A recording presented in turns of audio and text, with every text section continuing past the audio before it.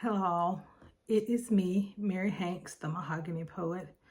It is a lovely June, almost summer afternoon, and I thought that I would get on this afternoon and read a poem or two. We are just a few days away from the celebration of Juneteenth, and it is in that spirit that I wish to read two poems to you today. The poems really do speak for themselves. But because it is a Sunday afternoon and I am still full from Sunday school and the lesson that was taught there, and from the study of the lesson, and also from the study of my Bible study that we do as a group, it never ceases to amaze me how the hand of God works in our lives and how it has been working throughout all of our history. While we study the biblical history, what we know as the biblical, what we acknowledge as the biblical history that is found in our holy Bibles that we read. As we look back over our more recent history, if you will, and specifically the history of the United States, since it is Juneteenth that I wish to commemorate with these poems that I'm writing, and how I wish to celebrate the people, the former slaves, the former enslaved people, and what they endured, what they went through, but what they refused to stay in, and how it was that they became an emancipated people. How it is that I sit where I sit and that I enjoy what I enjoy, the life that I live, because of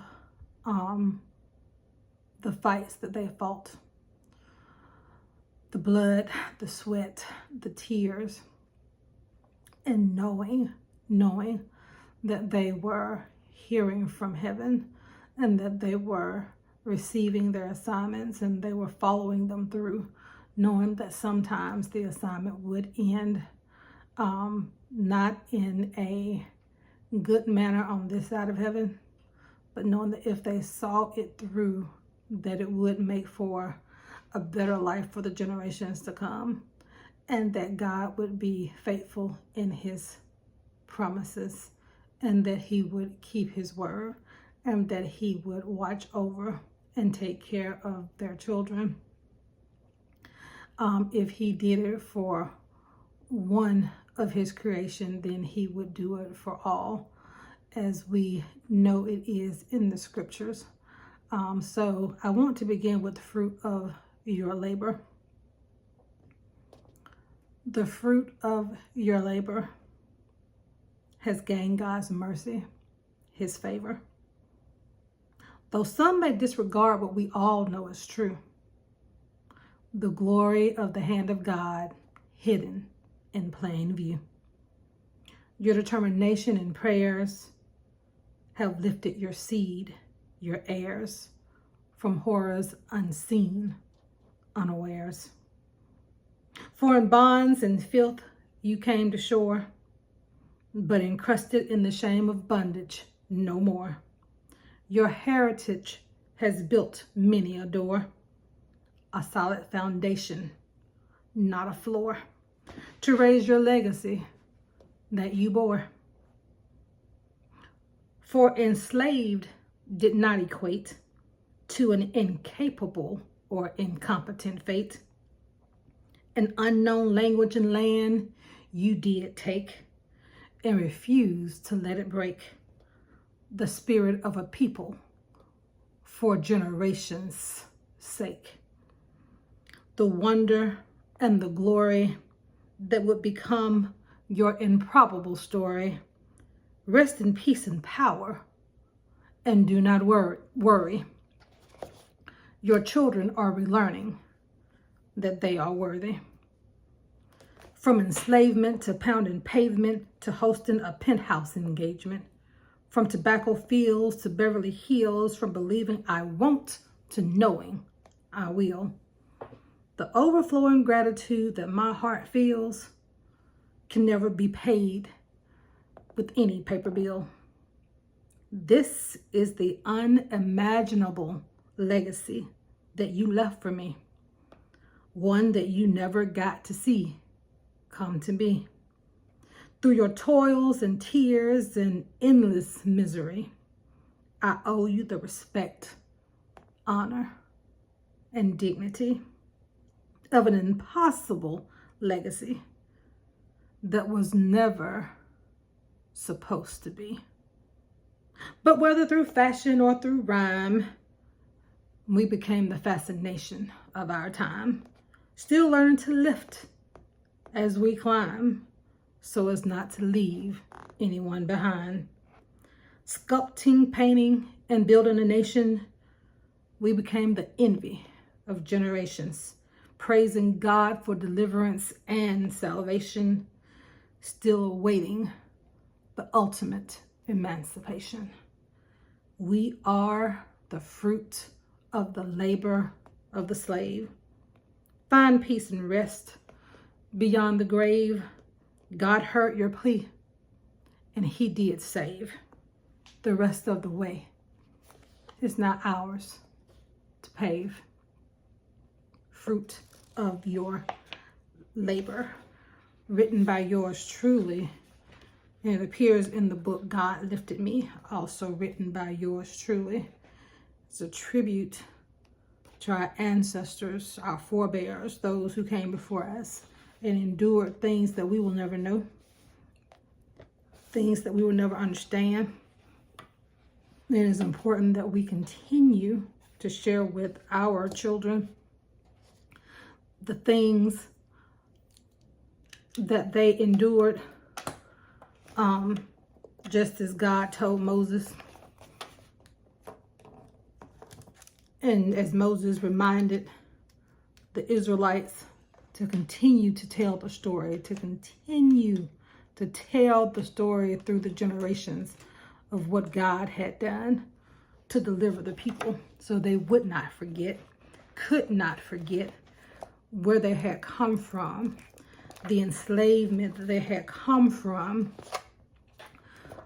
So they will always set their sights toward the hills from which came their help, and they would understand that there is no way that a people could endure such and the hand of God not be involved in their freedom. To know where we existed when we came to the shores of America, and to see where we exist now. And I can speak solely for myself, to know where I exist now, to know the freedoms that I have now, to know the life that I get to enjoy now that is nothing like their existence back then, and to know that it came at a price, it came at a cost. And I am grateful and I am thankful. I'm grateful and thankful to those who had to walk the difficult road and who had to go through what they went through, who had to fight for the civil rights of us while we are not where we want to be. I praise the Lord for those who came before me so that I can sit and be where I am now and still acknowledge that there is still work to be done. We can, two things can be true at the same time. So we cannot, and this is biblical, you can't ignore history and expect to be able to move forward, because you have to be able to look back, not to sit there, not to keep grieving over what has been, but to learn from, so as not to repeat the same mistakes, to learn from, to make sure that we never get there again, to learn from, to know how we can do better, and to make a more perfect union if it is to be had, and to understand that the relationship for me that I have with my Heavenly Father, to understand that it has always been through the generations and that it is just carrying on. And so I can thank him for what happened back then when I was not here. I can thank him for what is happening now that I am here. And so that I can thank him right now for things that are going to come when I have moved on, when I have gone to sleep, because I know that his hand will still be at work on our behalf, making things better for us on this side as well as they can be, as well as he will allow them to be, because nothing can happen to one single hair on any of our heads that he does not allow. I do not question why things happen as they do. I just know that he has a plan and he will see his plan through. We get so caught up with this skin tone, these colors, these shades that we wear, that we neglect the inner person. We neglect what people are on the inside because we are blinded by our sight. We're blinded by these human eyes that we allow to take us down roads that we really just shouldn't necessarily be going down. Do we need to be aware of the past? Absolutely. Do we need to learn how to carry ourselves because of the past? Absolutely. Do we need to be reverent because of the things that happened in the past? Absolutely. Do we need to carry hate because of those things? Is hate of God? I'll let you answer that yourself. There are lessons. There are lessons to be learned, and there's a way that he expects his people to move. There's a way that he expects his people to behave. There's a way that the people who came through bondage, there is a way people, I've heard people say that Black people are so forgiving. Black people are so, why do we forgive so easily? That's an interesting question. And again, I'm not here to help you answer that question. You have to answer these questions for yourself. I just know that I am a representative of the one whose name I bear. And for me personally, my walk is to walk as closely to his walk as possible. It is not easy. I am imperfect in my past. I am imperfect in my present. I am trying to become like the one whose name I bear, because I call myself a Christian. And so with that being said, to watch how he maneuvered himself as he walked through this earth, oh my God. To consider how he was treated. To consider how people treat other people sometimes, and to watch them turn the other cheek. You know, how many times should one forgive your brother for wronging you?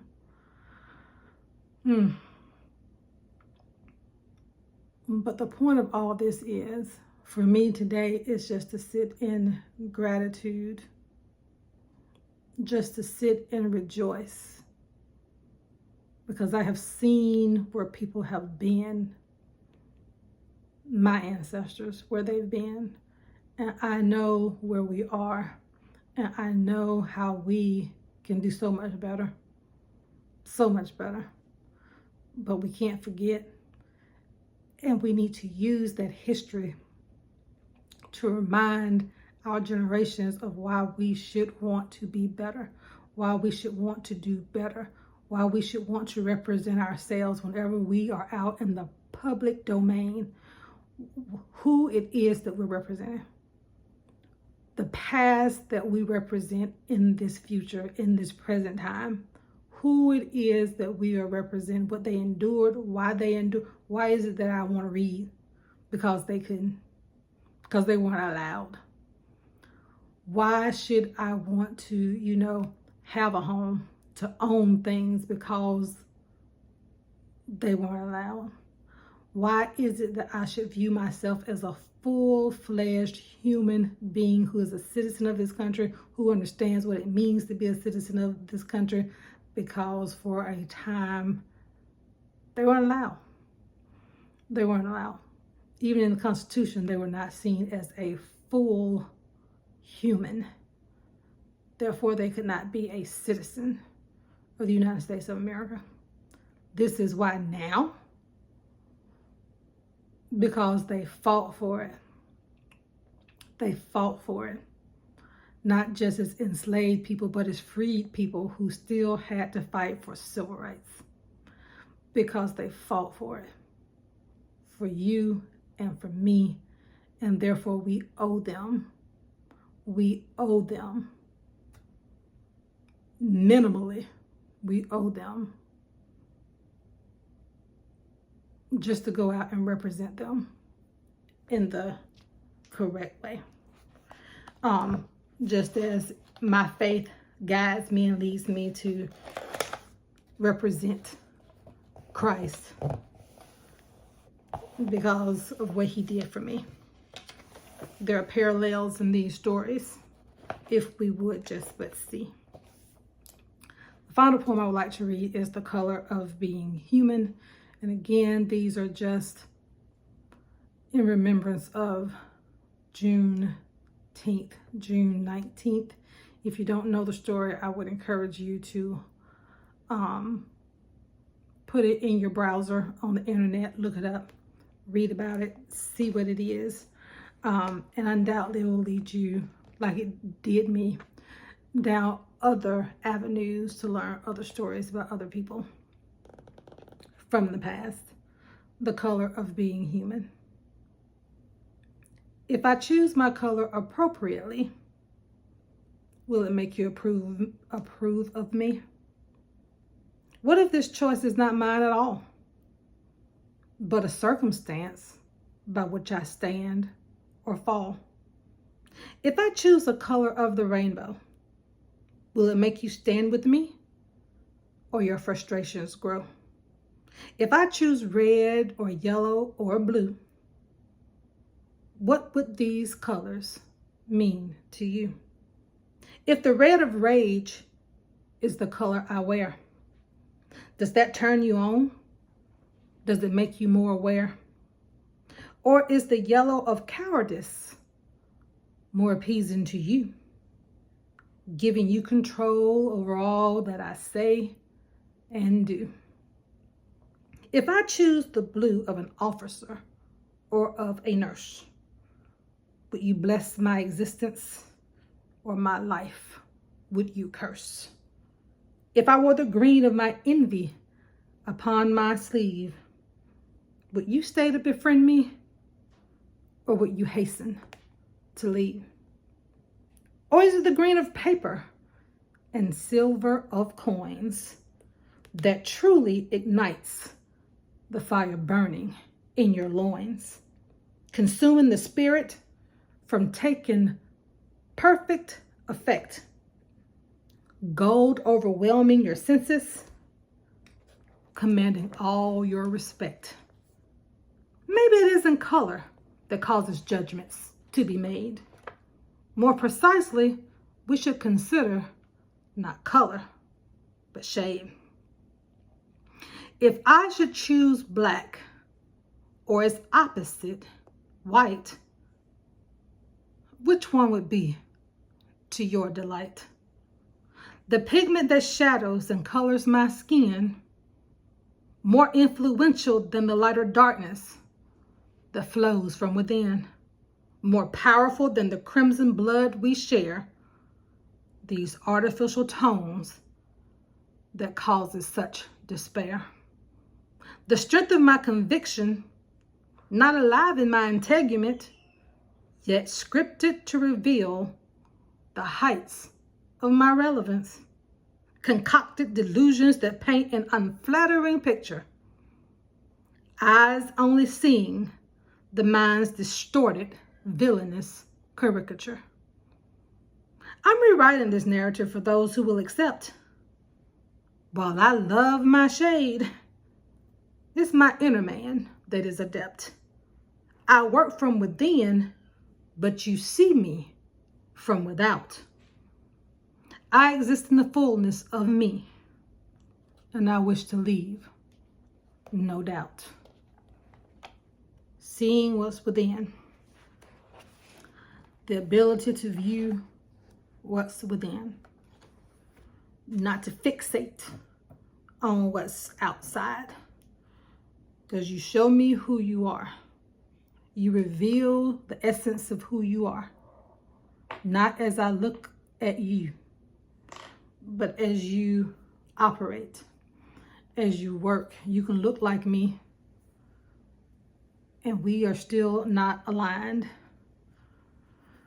Or you can look opposite from me. And our inner essence, our inner person, our spirits do not coincide. They do not align, because the spirit that guides me, it is guided by certain principles, by certain expectations, by certain standards.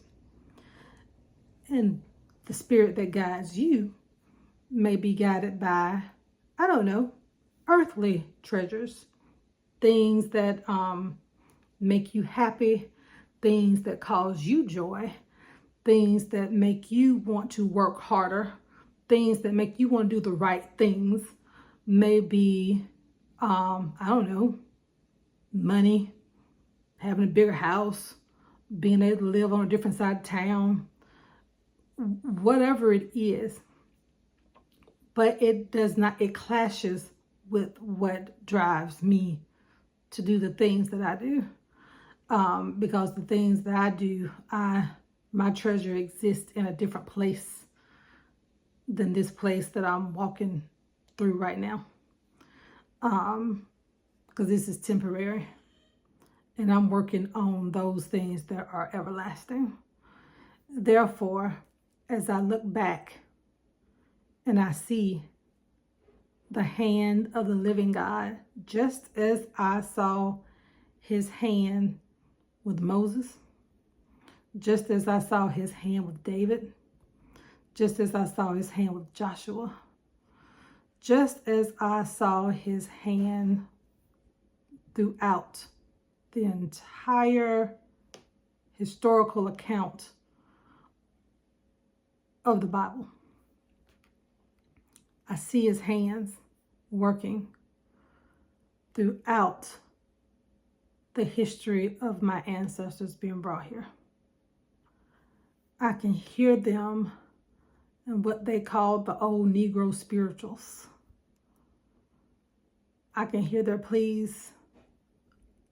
I can imagine him hearing them, because they were his people, and he heard the cry of his people, and he came to see about them, and he is still right now seeing about us. He hasn't forgotten about us. He's not going to forget about us, but I dare say we forget about him when he doesn't move the way we expect him to move, when he doesn't move as fast as we want him to move, when we see people collecting things, when we see people being elevated into positions that we think, I don't know, maybe we ought to be elevated into. I don't know what the mindset is or the process is, but when we don't see him moving the way we think he ought to move for us, when we don't see him doing the things, he's not checking off my list, my personal list of these are the things that I want, and this is the time, these are the times that I want the things to occur.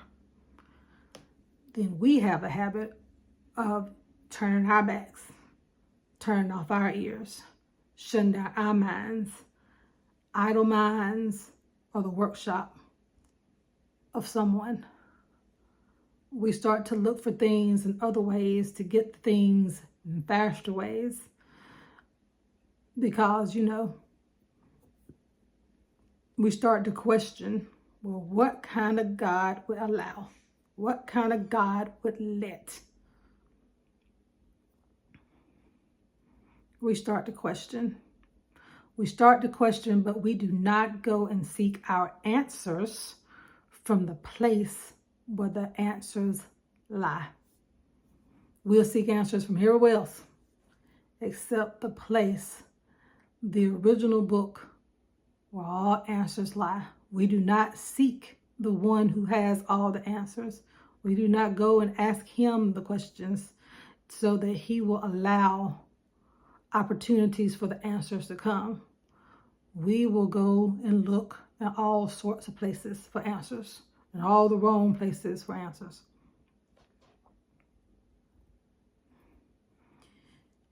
If it is not of love, surely goodness and mercy will follow us all the days. Surely goodness, goodness, goodness, and mercy will follow me all the days of my life. It has been, it is now, and it shall throughout the rest of my days. I have seen it. I have searched history, and it is there. Irrefutable proof is there. When you walk by faith and not by sight, it is amazing the things that you see. It is amazing the things that when you look with your heart, with a clean heart, it is amazing the things that you will start to see. But that's it. I just wanted to put this out there in the public domain, these two poems, and how I thank my ancestors, how I look up to them for being brought from their native land into a place that they had to be afraid. They had to just be totally discombobulated, didn't understand the language, the land, the people, just totally ripped from everything they knew and brought into something alien. Think about it. What kind of people does it take to come into that kind of situation? And not only did they endure, but they grew to prosper. They grew to prosper, and they birthed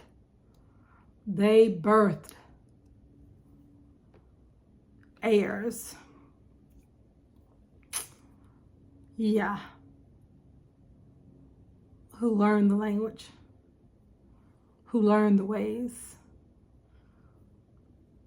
Intellectuals, not just people to work in the fields. Intellectuals who brought inventions. Go read your history and learn your roots. Know how you are rooted. Know what it is that when man means something for evil, how God can work it in your favor. And we're going to give him all the glory, all the honor, because just because it doesn't work overnight, and because there are bad things that happen, we're going to count it. We're going to count it as joy. In our weakness, he is made strong. People say that it's mysterious, his ways. Perhaps. But I rejoice. I rejoice as being a recipient of that grace, of that goodness and mercy. For anyone who sees this, happy Juneteenth.